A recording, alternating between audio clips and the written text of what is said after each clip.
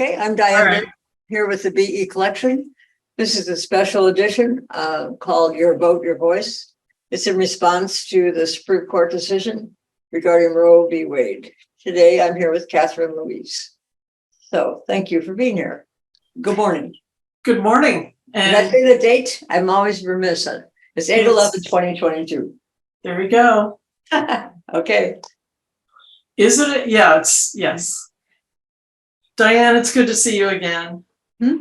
Um, as you said, my name's Kathryn Louyse. I've given this a great deal of thought because I remember I was very young when this decision came down from the Supreme Court in the early 70s, and it was met with a lot of joy, and then the pushback started very quickly. So I'm gonna be very brief about this because I have my opinion. I am not in a position, I was never married to a man, so I don't really have to worry so much about whether or not I would be forced to bring a child into the world. I made a decision in my life not to go there. But I was, as I said, I gave this a lot of thought because there are a lot of dovetailing that occurs when you have a situation like this. The Supreme Court made a subsequent decision to overturn the Roe v. Wade. Unfortunately, when they did that, what they should have made people understand is this is really only the beginning. Every right that we have taken for granted is now on the chopping block. We, as women, as humans, we need to understand that's the situation. If you thought for a moment that your rights were carved in stone, forget it. They're not. What it requires, and it took me a long time to figure this one out, to understand that if you don't get involved in the direction that you want your life to go, your life can change overnight.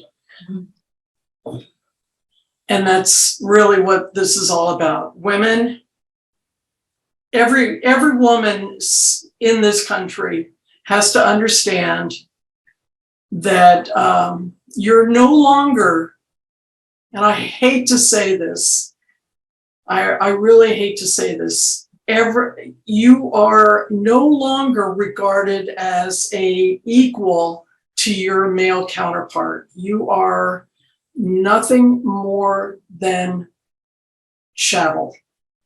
And we look at women living outside the borders of this country, and if we really don't look at it with the right attitude, then we miss what's really going on. Saudi Arabia, women are not allowed to do the things that we take for granted. It's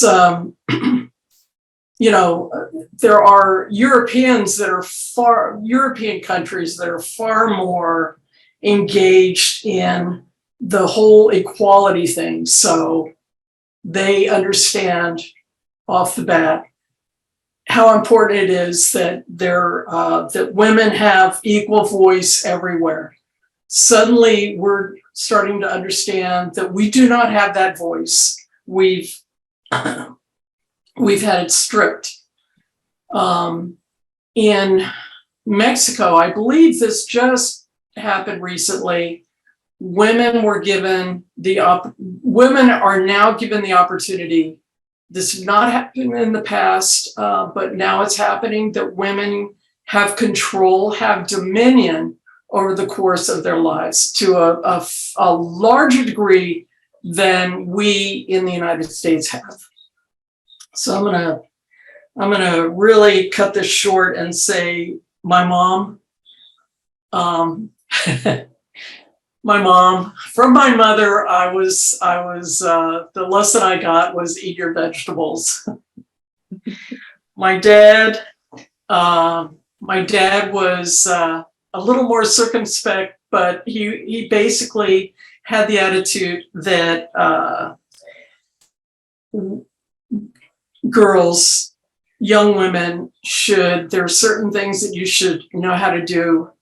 You can't always be dependent on somebody else to do it for you. And that's true.